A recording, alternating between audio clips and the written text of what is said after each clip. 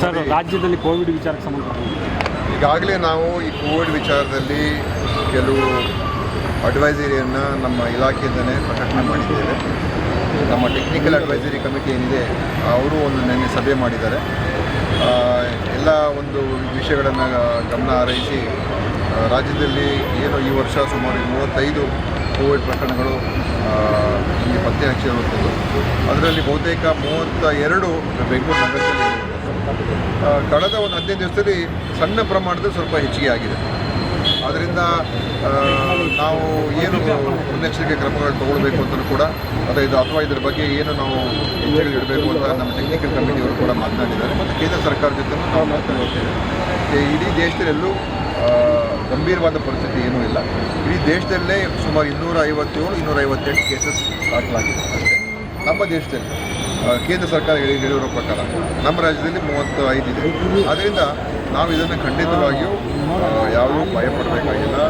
ಈ ಕೋವಿಡ್ ಬಂದಿರತಕ್ಕಂಥವ್ರಿಗೂ ಕೂಡ ಅವರಿಗೆ ಬಹಳ ಒಂದು ಮೈಲ್ಡ್ ಸಿಂಪ್ಟಮ್ಸ್ ಅಂತ ಹೇಳ್ಬೋದು. ಅವ್ರಿಗೆ ಯಾವುದೇ ರೀತಿಯ ಒಂದು ಸೀರಿಯಸ್ ಗಂಭೀರವಾದಂಥ ಒಂದು ಕಂಡೀಷನ್ ಇಲ್ಲ. ಮತ್ತು ನಾವು ಈಗಾಗಲೇ ಏನು ಭಾಳ ಒಂದು ಮುಖ್ಯವಾಗಿ ನಾವು ಏನು ಹೇಳಿದ್ದೀವಿ ಅಂತ ಹೇಳಿದ್ರೆ, ಈ ಸಾರಿ ಪ್ರಕರಣಗಳಂತ ಬರ್ತದೆ. ಅಂದರೆ ಅವರೆಲ್ಲ ಆಸ್ಪತ್ರೆಗಳಲ್ಲಿ ಇರ್ತಾರೆ. ಸಿವಿಯರ್ ಅಕ್ಯೂಟ್ ರೆಸ್ಪಿರೇಟರಿ ಇಲ್ನೆಸ್ ಸಾರಿ, ಅವ್ರಿಗೆ ಉಸಿರಾಟದ ಮತ್ತು ಶ್ವಾಸಕೋಶದ ಗಂಭೀರವಾದಂಥ ಅದು ಇಲ್ನೆಸ್ ಕಾಯಿಲೆ ಅದು. ಅಂಥವ್ರಿಗೆ ನೀವು ಕೋವಿಡ್ ಟೆಸ್ಟ್ ಮಾಡಿಸಿ ಅಂತ ಕಡ್ಡಾಯವಾಗಿ ಮಾಡಿಸಿ ಅಂತ ಹೇಳಿದ್ದೀವಿ. ಅದನ್ನು ಮಾಡಿಸಿ ನಂತರ ಅವ್ರಿಗೆ ಯಾವ ರೀತಿಯಾಗಿ ಪ್ರಕ್ರಿಯೆಗಳು ಪ್ರೋಟೋಕಾಲ್ ಅದ್ರ ಪ್ರಕಾರ ಫಾಲೋ ಮಾಡಿ ಅಂತ ಹೇಳಿದ್ವಿ. ಉಳಿದಿರ್ತಕ್ಕಂಥದ್ದು ಯಾರಿಗೆ ಈ ಇಮ್ಯುನಿಟಿ ಕಮ್ಮಿ ಇರುವಂಥವ್ರಿಗೆ, ಅದರಲ್ಲೂ ಯಾರು ಈ ಇಮ್ಯುನೋ ಸಪ್ರೆಸೆಂಟ್ ಡ್ರಗ್ಸ್ ಅಂತ ಬರ್ತದೆ, ಅವ್ರು ಅದನ್ನು ತೊಗೊಳ್ತಾ ಇರ್ತಾರೆ. ಅವ್ರ ಇಮ್ಯುನಿಟಿ ಕಮ್ಮಿ ಇರ್ತದೆ. ಸೊ ಅಂಥವರು ಮತ್ತು ಬಾಣಂತಿಯರು ಅಂಥವ್ರಿಗೆಲ್ಲ ಸ್ವಲ್ಪ ನೀವು ಜನ ಹೆಚ್ಚಿರುವಂಥ ಪ್ರದೇಶಗಳಿಗೆ ಹೋದಾಗ ಅಲ್ಲಿ ನೀವು ಮಾಸ್ಕನ್ನು ಧರಿಸಿ ಅಂತ ನಾವು ಹೇಳಿದ್ದೀವಿ. ಅದು ಬಿಟ್ಟರೆ ಇನ್ನೇನೂ ನಮ್ಮಲ್ಲಿ ಗೈಡ್ಲೈನ್ಸ್ ಏನಿಲ್ಲ. ಯಾರೂ ಕೂಡ ಭಯಪಡಬೇಕಾಗಿಲ್ಲ. ಯಾರೂ ಕೂಡ ಚಿಂತನೆ ಅಥವಾ ಆತಂಕಕ್ಕೆ ಒಳಗಾಗ್ತಕ್ಕಂಥ ಅವಶ್ಯಕತೆ ಇಲ್ಲ. ಎಲ್ಲರೂ ಕೂಡ ಸಹಜ ಜೀವನ ನಡೆಸ್ಬೋದು, ಓಡಾಡ್ಬೋದು, ತಿರುಗಾಡ್ಬೋದು, ಪ್ರವಾಸ ಮಾಡ್ಬೋದು, ಎಲ್ಲ ರಾಜ್ಯಗಳಿಗೂ ಹೋಗ್ಬೋದು, ಎಲ್ಲ ಊರುಗಳಿಗೂ ಹೋಗ್ಬೋದು, ಎಲ್ಲ ಕಡೆ ಹೋಗ್ಬೋದು. ಆದ್ದರಿಂದ ಇದನ್ನು ಏನೋ ಬಂದ್ಬಿಟ್ಟಿದೆ, ಮತ್ತೆ ಕೋವಿಡ್ ಬಂದಿದೆ, ಮತ್ತೆ ದೊಡ್ಡ ಒಂದು ಇದ್ರ ಬಗ್ಗೆ ಚರ್ಚೆ ಮಾಡಿಕೊಂಡು ನಾವು ನಮ್ಮ ಒಂದು ಬದುಕಿನಲ್ಲಿ ಅನಾವಶ್ಯಕವಾಗಿ ಗೊಂದಲ ಸೃಷ್ಟಿ ಮಾಡ್ಕೊಳ್ಳೋದು ಬೇಡ. ಸದ್ಯದ ಪರಿಸ್ಥಿತಿ ಏನು ಅದರ ಅವಶ್ಯಕತೆ ಇಲ್ಲ. ಸದ್ಯಕ್ಕೆ ಏನೂ ಇಲ್ಲ. ಆ ಥರ ಯಾವುದೂ ಪ್ರತ್ಯೇಕ ವಾರ್ಡು, ಐಸೋಲೇಷನ್ ವಾರ್ಡ್ಸು ಅದು ಇದು ಏನಿರೋದಿಲ್ಲ. ಯಾರು ಕೋವಿಡ್ ಪಾಸಿಟಿವ್ ಆಗಿರ್ತಾರೆ ಅವರು ಅವ್ರ ಮನೆಯಲ್ಲೋ ಅಥವಾ ಅವರ ಆಸ್ಪತ್ರೆಯಲ್ಲಿ ಅವರು ಯಾರ ಜೊತೆನೂ ಕೂಡ ಒಂದು ಜ್ವರ ಕಮ್ಮಿ ಆಗುವವರೆಗೂ ಅವರು ಬೇರೆ ಜೊತೆ ಸಂಪರ್ಕ ಇಟ್ಕೊಳ್ಳದೆ ಇರೋದು ಒಳ್ಳೆಯದು ಅಷ್ಟೇ. ಸರ್, ಇದು ವಿಚಾರ ಪೊಲಿಟಿಕಲ್ ಆಗಿ ಬಿಡಿ ದಾಳಿ ಹಿಂದೆ ಕಾಂಗ್ರೆಸ್ನ ಮಹಾನಾಯಕ ಏನಿಲ್ಲ. ನಾನು ಹೇಳಿದ್ನಲ್ಲ, ಯಾರು ಈ ಇಮ್ಯುನೋ ಸಪ್ರೆಸೆಂಟ್ ಡ್ರಗ್ಸ್ ಉಪಯೋಗ ಮಾಡ್ತಾಯಿದ್ದಾರೆ ಮತ್ತು ಬಾಣಂತಿಯರಿಗೆ ಒಂದು ಏನು ಪ್ರಿಕಾಷನರಿ ಮೆಜರ್ ಅಷ್ಟೇ ಅದು. ಅಂದರೆ ಒಂದು ಮಾಸ್ಕ್ ಧರಿಸಿದ್ರೆ ಒಳ್ಳೆಯದು. ಮಾಸ್ಕ್ ಧರಿಸೋದ್ರಿಂದ ಬೇರೆ ರೋಗಗಳಿಂದಲೂ ಬೇರೆ ವೈರಾಣುಗಳಿಂದಲೂ ಕೂಡ ನಮಗೆ ಸಹಾಯ ಆಗ್ತದೆ.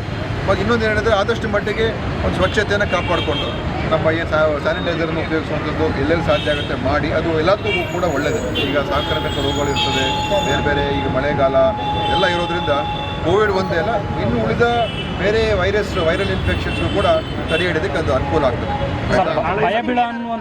ದಯವಿಟ್ಟು ಯಾರೂ ಕೂಡ ಭಯ ಬೀಳ್ತಕ್ಕಂಥ ಪರಿಸ್ಥಿತಿ ಇಲ್ಲ. ಕೇಂದ್ರ ಸರ್ಕಾರ ಕೂಡ ಹೇಳಿದರೆ ಇಡೀ ದೇಶದಲ್ಲಿರುವಂಥ ಯಾವುದೇ ಪ್ರಕರಣಗಳಲ್ಲಿ ಗಂಭೀರವಾದಂಥ ಪರಿಸ್ಥಿತಿ ಎಲ್ಲೂ ಕೂಡ ಅವ್ರಿಗೂ ಕೂಡ ಕಂಡು ಬಂದಿಲ್ಲ. ಆದ್ದರಿಂದ ತಾವು ಅದನ್ನು ಮಾನಿಟರ್ ಮಾಡ್ತಾರೆ.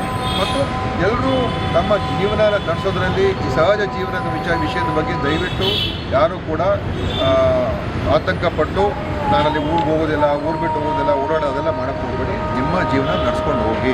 ಮಾಧ್ಯಮದವರು ಕೂಡ ಅದೇ ನನ್ನ ವಿನಂತಿ. ತಾವು ಕೂಡ ಇದನ್ನು ಹೇಳಿದಾಗ ಅನಾವಶ್ಯಕವಾಗಿ ಜನರಲ್ಲಿ ಏನೋ ಒಂದು ರೀತಿ ಆತಂಕ ಸೃಷ್ಟಿ ಆಗ್ತಕ್ಕಂಥ ಪರಿಸ್ಥಿತಿ ಇದೆ ಅಂತ ಹೇಳುವಂಥದ್ದು ಬೇಡ. ಅವ್ರಿಗೂ ಕೂಡ ಅಡ್ವೈಸ್ ಮಾಡಿ. ಈ ಥರ ಇಂಥ ಸಂದರ್ಭದಲ್ಲಿ ಎಚ್ಚರಿಕೆಯಿಂದ ಇರೋದು ಒಳ್ಳೆಯದೇ. ಎಲ್ಲದಕ್ಕೂ ಕೂಡ ಒಳ್ಳೆಯದೇ. ಕೋವಿಡ್ಗೆ ಒಂದೇ ಅಲ್ಲ, ಅನೇಕ ರೋಗಗಳಿಗೆ ಅದು ಒಳ್ಳೆಯದು. ಎಚ್ಚರಿಕೆ ವಹಿಸ್ಕೊಂಡು ಸ್ವಲ್ಪ ಮಟ್ಟಿಗೆ ನಾವೀಗ ಟೆಸ್ಟಿಂಗ್ ಕಿಟ್ಸು ಎಲ್ಲ ತೊಗೊಂಡಿದ್ದೀವಿ. ಎಲ್ಲ ಅವಶ್ಯಕತೆ ಇದ್ದರೆ ಮಾತ್ರ, ಈ ಥರ ಸೀರಿಯಸ್ ಕೇಸಸ್ ಇರ್ತದಲ್ಲ ಅಂಥವ್ರಿಗೆ ಮಾತ್ರ ನಾವು ಟೆಸ್ಟ್ ಮಾಡಿಸ್ತೀವಿ. ಮತ್ತು ಟೆಸ್ಟಿಂಗ್ ಕಿಟ್ಸು ಕೂಡ ತೊಗೊಳಕ್ಕೆ ಹೇಳಿದ್ದೀವಿ. ಆಮೇಲೆ ಏನಾದರೂ ಅವಶ್ಯಕತೆ ಇದ್ದರೆ ಕೆಲವು ಔಷಧಿಗಳನ್ನು ಕೂಡ ಖರೀದಿ ಮಾಡೋದಕ್ಕೆ ನಾವು ಹೇಳಿದ್ದೀವಿ. ಟೆಸ್ಟಿಂಗ್ ಈಗ ಆಸ್ಪತ್ರೆಗಳಿಗೆ ಹೋಗಿ ಕೆಲವು ಮಾಡಿಸ್ಕೋಬೋದು. ಟೆಸ್ಟಿಂಗ್ ಯಾರಿಗಾದ್ರೆ ಮಾಡಿಸ್ಕೋಬೇಕು ಅಂತಂದರೆ ಖಂಡಿತ ಅವರು ಮಾಡಿಸ್ಕೋಬೋದು. ನಮ್ಮ ಆಸ್ಪತ್ರೆಯಲ್ಲಿ ಕೂಡ ಬಂದು ಮಾಡಿಸ್ಕೋಬೋದು, ಖಾಸಗಿ ಆಸ್ಪತ್ರೆಯಲ್ಲಿ ಕೂಡ ಮಾಡಿಸ್ಕೋಬೋದು. ಬೆಂಗಳೂರಲ್ಲೇ ಜಾಸ್ತಿ ಕೇಸ್ ಅಂತ ಹೇಳ್ತಾ ಇದ್ದಾರೆ. ಬೆಂಗಳೂರು ಯಾಕಂದರೆ ಪ್ರೈವೇಟ್ ಪ್ರತ್ಯೇಕವಾಗಿ ವಾರ್ಡ್ ನೋಡಿ, ಇದು ಸಣ್ಣ ವಿಷಯ. ಸುಮ್ಮನೆ ಅವರು ಇದಕ್ಕೆ ಯಾರೂ ಕೂಡ ವಿರೋಧ ಮಾಡ್ತಾ ಇಲ್ಲ. ಯಾರು ಇದಕ್ಕೆ ಯಾರು ಒಬ್ಬರಾದರೂ ಸಾರ್ವಜನಿಕರು ಯಾಕೆ ಮಾಡಿದ್ರಿ ಅಂತ ಕೇಳಿದಾರ? ಇವರು ಅವರ ವೈಯಕ್ತಿಕ ಪ್ರತಿಷ್ಠೆ ಅಷ್ಟೇ, ವೈಯಕ್ತಿಕ ಪ್ರತಿಷ್ಠೆ ಬಿಟ್ಟರೆ ಡಿ ಕೆ ಶಿವಕುಮಾರ್ ಅವ್ರದ್ದು ಇದೆಯಾ ಸರ್ ವೈಯಕ್ತಿಕ ಪ್ರತಿಷ್ಠೆ? ಇದು ಮೊದಲಿಂದನೂ ಕೂಡ ಬೆಂಗಳೂರು ಗ್ರಾಮಾಂತರ ಜಿಲ್ಲೆ. ಹಿಂದೆ ನೀವು ನೋಡಿದಾಗ ಇತಿಹಾಸ ಇದೆಲ್ಲ ಕೂಡ ಬೆಂಗಳೂರು ಗ್ರಾಮಾಂತರ ಜಿಲ್ಲೆಗೆ ಸೇರಿತ್ತು. ಕನಕಪುರ, ಮಾಗಡಿ ಇವೆಲ್ಲ ಬೆಂಗಳೂರು ಗ್ರಾಮಾಂತರ ಜಿಲ್ಲೆಗೆ ಸೇರಿತ್ತು, ಆಯಿತಾ? ಅದರಿಂದ ಬೆಂಗಳೂರು ಏನು ಮೊದಲು ಆ ಹೆಸರು ಸೇರಿತ್ತು ಅದನ್ನು ವಾಪಸ್ ಕೊಟ್ಟಿದ್ದೀವಿ ಅಷ್ಟೇ. ಮತ್ತು ಒಂದು ಬೆಂಗಳೂರಿನ ಇದು ಗ್ರೇಟರ್ ಬೆಂಗಳೂರು ಆಗಿದೆ, ಮತ್ತು ಸ್ಯಾಟಲೈಟ್ ಟೌನ್ಶಿಪ್ಸ್ ಎಲ್ಲ ಬರ್ತಾ ಇದೆ. ಇದು ಇನ್ನೂ ಹೆಚ್ಚಾಗಿ ಅಂದರೆ ಇದು ಹೆಸರಿಂದ ಏನು ಬದಲಾವಣೆ ಆಗಲ್ಲ. ಹೆಸರು ಬಂದಾಗ ಏನಾಗ್ತದೆ, ಅದೊಂಥರ ಬೆಂಗಳೂರಿಗೊಂದು ಬ್ರ್ಯಾಂಡ್ ಇದೆ. ಬೆಂಗಳೂರು ಅಂತ ಹೇಳಿದ ತಕ್ಷಣ ಅದೊಂದು ಬ್ರ್ಯಾಂಡ್ ವ್ಯಾಲ್ಯೂ. ಸೊ ಅದಕ್ಕೆ ಆ ಪ್ರದೇಶಗಳು ಕೂಡ ಬೆಂಗಳೂರಿಗೆ ಸೇರಿದೆ ಅಂತ ಜನ ಅಟ್ರಾಕ್ಟ್ ಆಗ್ತಾರೆ, ಇನ್ವೆಸ್ಟ್ಮೆಂಟ್ ಬರ್ತದೆ, ಜನ ಅಲ್ಲಿ ಬಂದು ಬಂಡವಾಳ ಹೂಡಿಕೆ ಮಾಡ್ತಾರೆ, ಅದು ಉದ್ಯೋಗ ಸೃಷ್ಟಿ ಆಗ್ತದೆ. ಆ ಜನರಿಗೇನೆ ಒಳ್ಳೆಯದು. ಸರಿ ಸರ್, ಥ್ಯಾಂಕ್ ಯು. ಹೆಚ್ಚಿನ ವಿಡಿಯೋಗಳಿಗೆ ಪ್ರತಿಧ್ವನಿ ಯೂಟ್ಯೂಬ್ ಚಾನೆಲ್ ಸಬ್ಸ್ಕ್ರೈಬ್ ಮಾಡಿ, ಬೆಲ್ ಐಕಾನ್ ಕ್ಲಿಕ್ ಮಾಡಿ.